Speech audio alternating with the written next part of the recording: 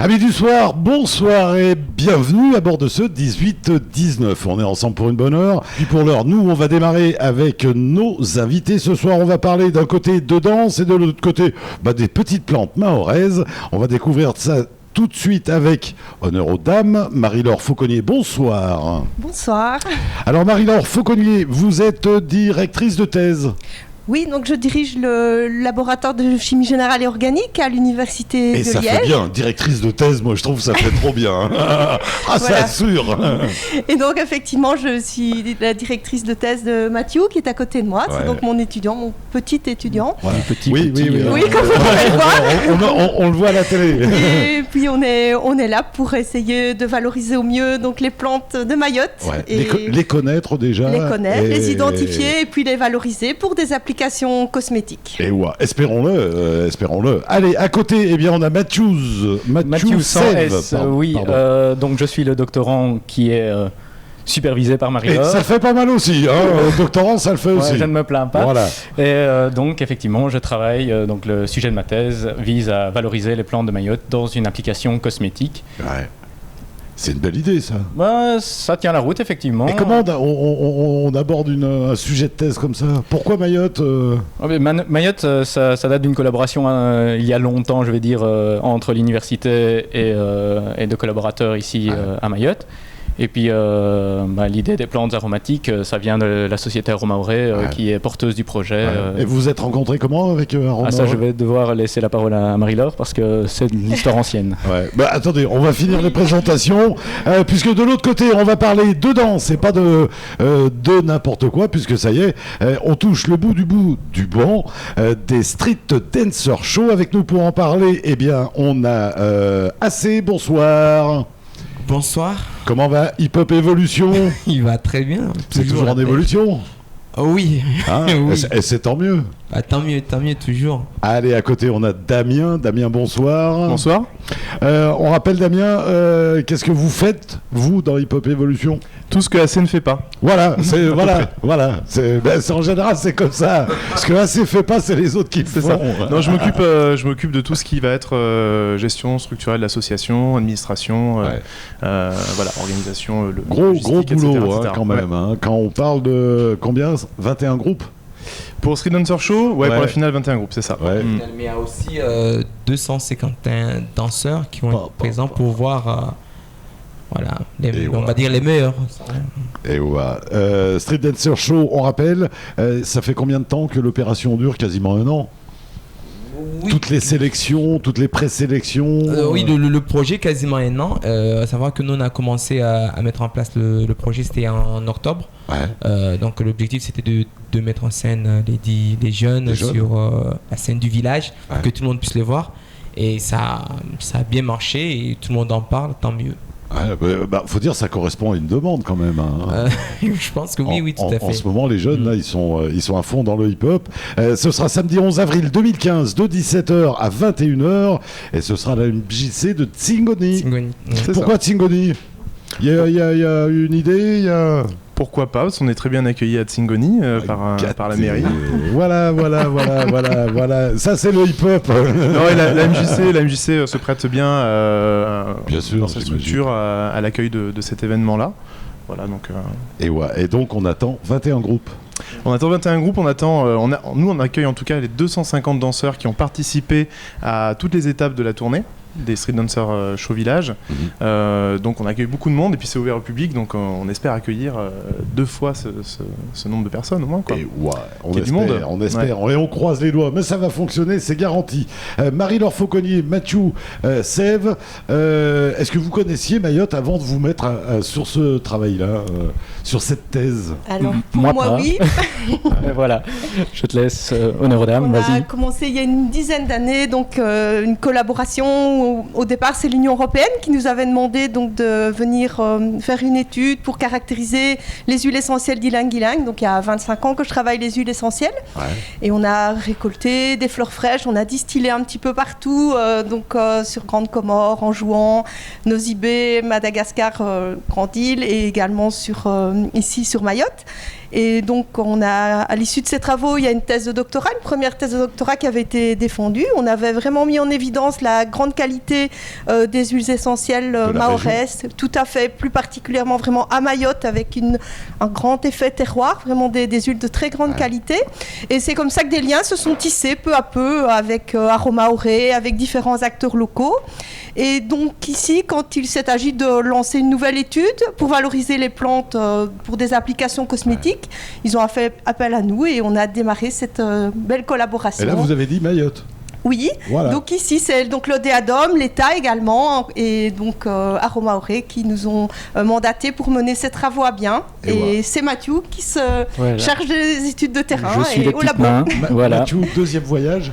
Deuxième voyage, oui. Le premier, il a servi à quoi ? Eh bien, c'était pour rencontrer C'était une découverte. C'était une découverte dans un premier temps parce que voilà, Mayotte je ne connaissais pas et aussi pour le travail, mine de rien, il a fallu rencontrer tous les fundis, les médecins traditionnels, les maquilleuses. J'étais voir Tambati dans le sud, qui est spécialiste de la cosmétique mahoraise, la cosmétique traditionnelle. Internationalement connue. Internationalement connue, effectivement. Et donc, suite à toutes ces interviews, j'ai récolté une grande quantité de données, de plantes qui étaient... C'était déjà riche. C'était déjà considérable et bon, effectivement, il a fallu sélectionner étant donné que des plantes, ils en utilisent de manière traditionnelle depuis des décennies. Et donc nous, ce qu'on voulait, c'était quand même... de manière totalement naturelle. Hein. Oui, mais c'est... Il n'y a pas de chichi. Non, on ne sait pas pourquoi ça marche, on sait que ça marche, on s'en sert. Voilà. Donc c'est vraiment très empirique comme raisonnement. Et nous, suite à cette étude, j'ai vraiment eu une grande quantité de données. Et il a fallu trier, cibler par rapport à une application cosmétique. Donc tout ce qui était les traitements pour les femmes enceintes, il y en a énormément. Pendant, après, avant, donc ça nous intéressait moins. Cela dit, l'information était là, j'ai engrangé, et puis il a fallu sélectionner des plantes qui pouvaient être utilisées potentiellement dans des cosmétiques. Donc 3 activités ont été ciblées. Une activité antioxydante, donc protectrice, et anti-vieillissement, une activité... Ça, il m'en faut. Oui, mais je pense que... faudra nous laisser beaucoup de monde me fait cette réaction-là. Ouais, bon, si ça marche... C'est normal, hein, vu votre âge. Ensuite, une activité anti-tyrosinase plutôt ciblée sur l'éclaircissement. Donc, on est au courant qu'en cosmétique ethnique, on veut s'éclaircir la peau. Dans les pays asiatiques, elles ne veulent absolument pas avoir la moindre trace de bronzage. Et, mine de rien, en Europe, où on est déjà naturellement clair, eh bien, il y a des petites imperfections, des petites taches qui pourraient être gommées grâce à cette activité. Donc, c'est vraiment un public très large qui est concerné par ce genre d'activité. Donc, on s'est dit que c'était très intéressant d'identifier des plantes qui agiraient dans cette direction. La troisième activité étant une activité anti-inflammatoire. Donc, vraiment, c'est des crèmes de bien-être pour adoucir, enlever les rougeurs, les douleurs. Et donc là aussi, pas mal de résultats assez probants dans les plantes que j'ai identifiées. J'ai ramené des échantillons en Belgique et je les ai passés... Alors vous avez travaillé nos petites plantes là-bas en Belgique ? Exactement, je les ai passées au crible avec des technologies de laboratoire. Vous venez de chercher nos fleurs pour séduire les petites Belges, c'est ça ? Il ne faut pas le dire, faut pas le dire. Bien sentir, c'est de l'ilang. Les garçons, pommade adoucissante, après la danse, on a parfois des douleurs, des trucs comme ça. C'est le danseur qui rit, un de nous deux. Ouais.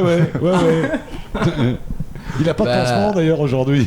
Non, pour une fois. Ouais. Oui, tout à fait, parce que nous-mêmes, lorsqu'on vit à la maison, les parfums que nos mamans ou nos femmes ou nos sœurs portent, on n'en reste pas indifférent. Même on se demande où ils vont chercher ça pour les porter, comment ils décident.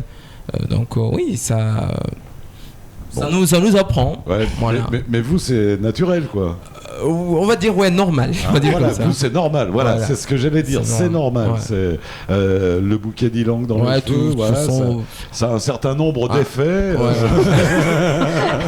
Et ça marche vraiment parce que. Et voilà. J'aurais dû l'interviewer. Prends des notes là. Non, ça marche vraiment parce que moi, je me suis rendu compte de mes manifestations de Tarim sont dans ces chants traditionnels et les femmes, on les voit, ça commande. Il y a même un vrai business de plantes qui se vend, de plantes qui existent, et les femmes, c'est très très important pour eux parce que ça permet de leur valoriser le jour J. Parce que le parfum du sperme machine marche plus, quoi. Donc faut vraiment avoir ces trucs-là sur la tête pour. Et puis alors, il y a de vraies raisons derrière. Une efficacité mortelle. Peut-être. Allez, me dis pas le contraire. Demandez à certains maris. Mathieu, vous connaissez les vertus du jasmin dans les cheveux, non? Oui, on m'en a parlé à moult reprises. Ça passe les frontières.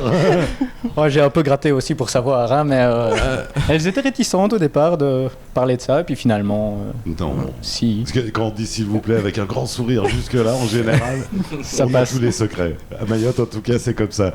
21 groupes, tous du même niveau, où il y a vraiment du très bon, il y a... Voilà, c'est vraiment un mélange parce que nous on a choisi vraiment que ça soit comme ça, c'est-à-dire que les styles déjà de danse qui se rencontrent, qui se confrontent, donc que ça soit du coupé décalé, du dancehall ou du breakdance ou du new style.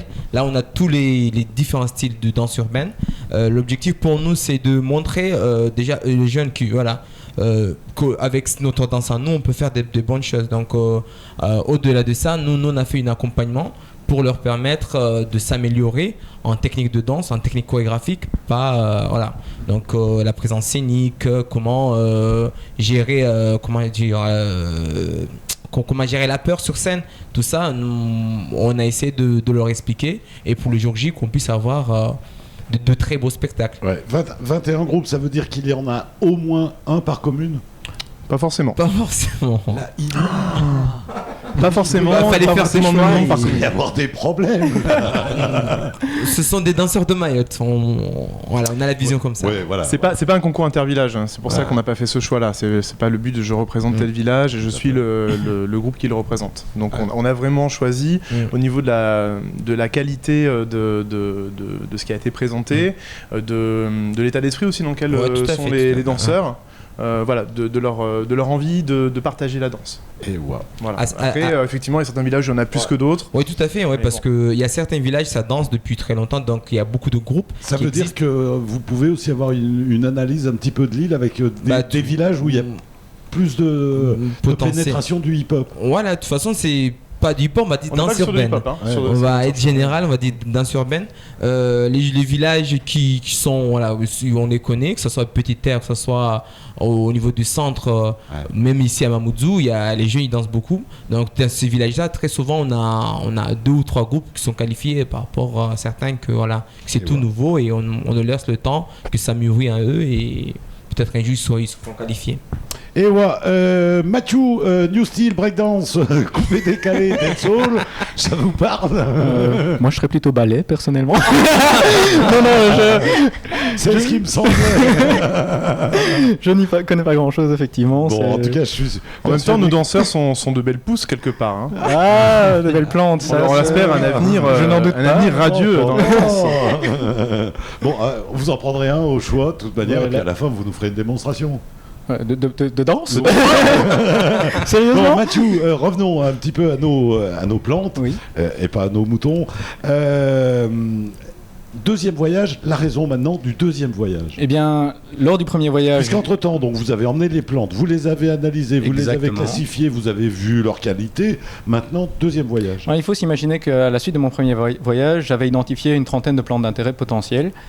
Et ça fait encore énormément de plantes si je veux les étudier à fond. Donc il a fallu que je fasse une sélection. Ça c'est dur. C'est grâce... Il faut sélectionner, là c'est dur. Surtout les belles plantes. Tout à fait. Et donc cette sélection a été faite grâce aux analyses. Donc les analyses ont permis de valider ou non des activités, une des 3 activités qu'on a ciblées. Et donc de cette trentaine de plantes qui étaient potentiellement intéressantes, suite aux études, j'en ai environ 8. Ici, que je compte vraiment étudier plus en profondeur. Donc je reviens ici... Avec ces 8 plantes? Non, je reviens pour prélever plus de matériel en plus grande quantité. Donc il faut se dire que lors de ma première mission, les chamans, enfin les fundis m'ont dit, voilà, on utilise la fleur. Donc moi j'ai prélevé la fleur.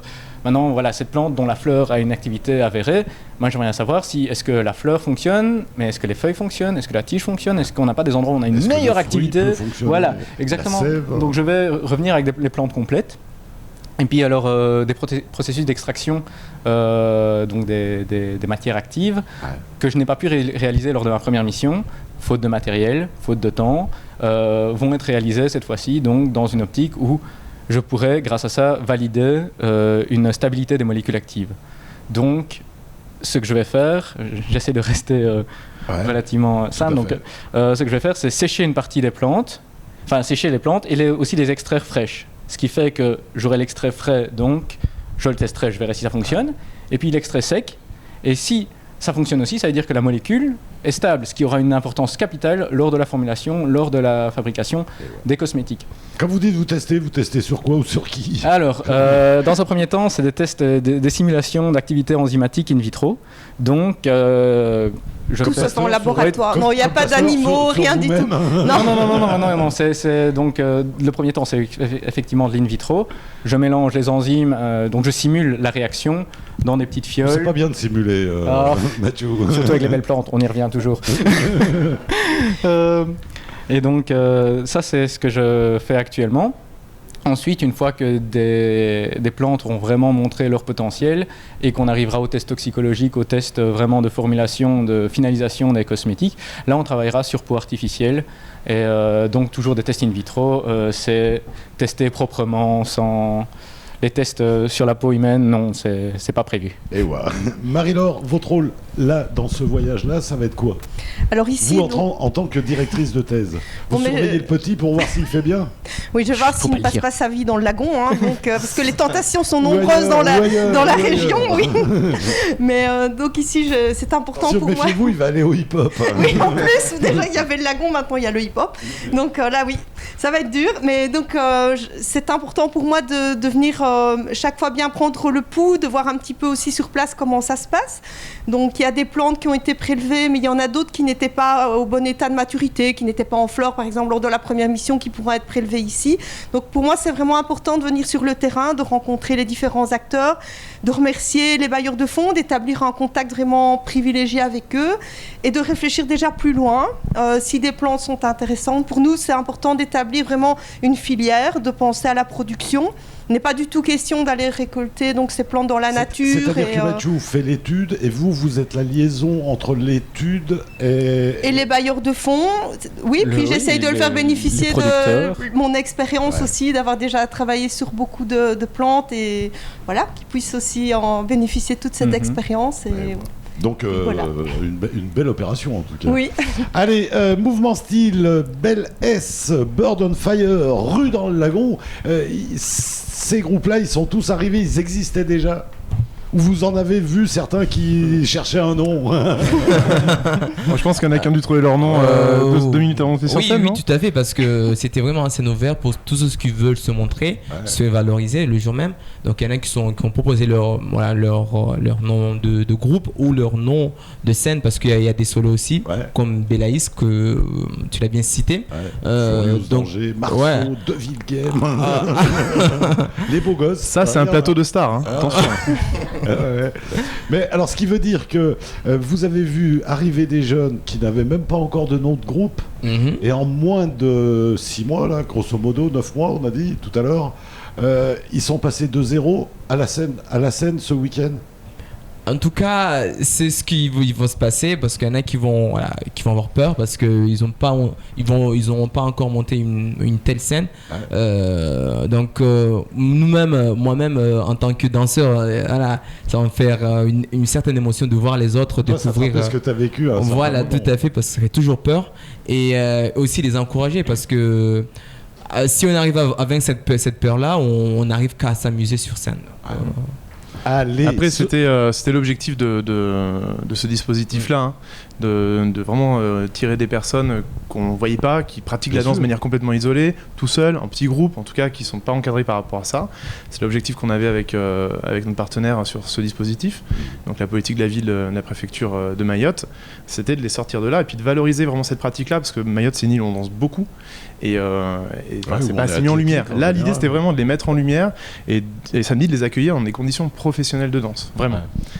Et qui vivent cette expérience-là, et de voir derrière si ça peut stimuler des envies, si ça peut donner l'envie de se structurer dans sa pratique de la danse, comment nous, Hip Hop Evolution, en tant qu'association, on peut les accompagner aussi là-dedans. Mais voilà, c'était vraiment ça l'objet de ce dispositif, de ce projet. Alors, on se rappelle, vous étiez venu à l'époque des sélections, etc., etc. On avait fait un peu toutes les étapes. Il y a du très bon. Oui, il y a du très très bon. On en a du très bon. Ah, il y a du il y a du très très il y a du très très bon dans la mesure où il y a certains groupes qui sont déjà habitués à faire de la scène, on va dire comme ça. Et ils sont revenus aussi. Ouais, ils sont revenus, que ce soit un peu des terres, que ce soit ici à Mamoudzou ou au centre. Donc là, ça va être vraiment une belle concurrence et on va voir, j'espère avoir de très beaux spectacles. De beaux échanges, ça a été fructueux tout ça. Oui, ça continue toujours parce que je reste toujours en contact avec les jeunes, les danseurs. Donc ils me contactent, ils me demandent de conseils. Je vais même les voir et aussi le conseiller sur leur choix musical.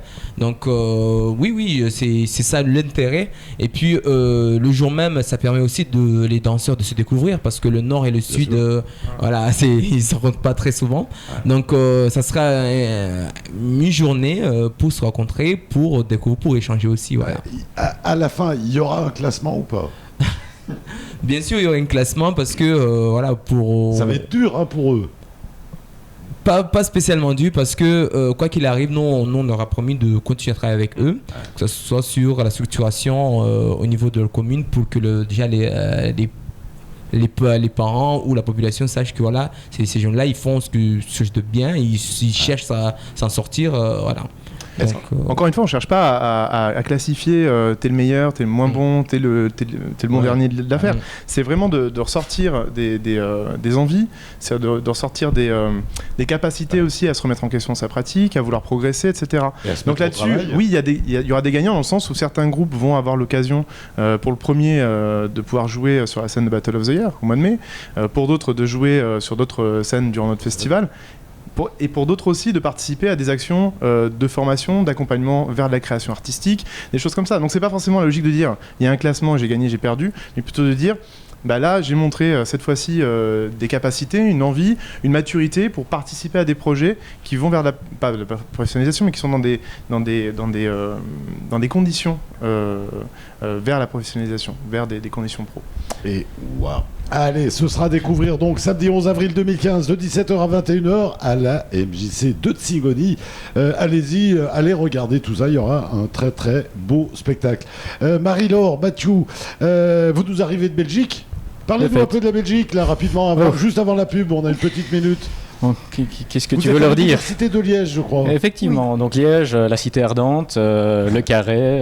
Et tous les deux, vous êtes belges? Oui. Ah oui, ça oui. oui. C'est une fierté? Quand même. Ça va. Oui, clairement. C'est une bonne université, Liège? Oui, je pense que c'est une université complète et la faculté d'agronomie dans laquelle nous nous trouvons tous les deux. Nos jeunes à Mayotte peuvent aller à Liège? Oui, ils peuvent venir. Vous les encouragez à y aller? Oui, donc là on a 30% d'étudiants étrangers, on a 38 nationalités, donc on est vraiment ouvert vers l'extérieur. Énormément de projets en collaboration avec les pays du Sud et toujours dans un souci de faire du développement durable. Donc la prochaine thèse, ça sera peut-être plus Mathieu, ça sera peut-être un petit Mahorais? Il n'y a pas de problème. Vous seriez partante? Absolument. Il y aurait une logique dans tout ça. J'encadre là, je suis présidente du collège de doctorat, il y a 300 doctorants, il y a des nationalités. Est-ce qu'il y aurait une logique à ce que ce soit un petit Mahorais qui fasse une thèse sur les plantes de Mayotte? Absolument. Pour moi, ce serait une belle réussite et ça bouclerait la boucle. Oui, comme la continuité de ce qui a déjà été fait et retour aux sources, quoi. Et ben voilà, il nous arrive de l'université de Liège. C'est en Belgique, c'est en Europe, c'est à côté de la France, voilà. N'hésitez pas, si vous voulez aller à cette université, vous les connaissez maintenant. Allez, on va partir du côté de la pub, on revient juste après.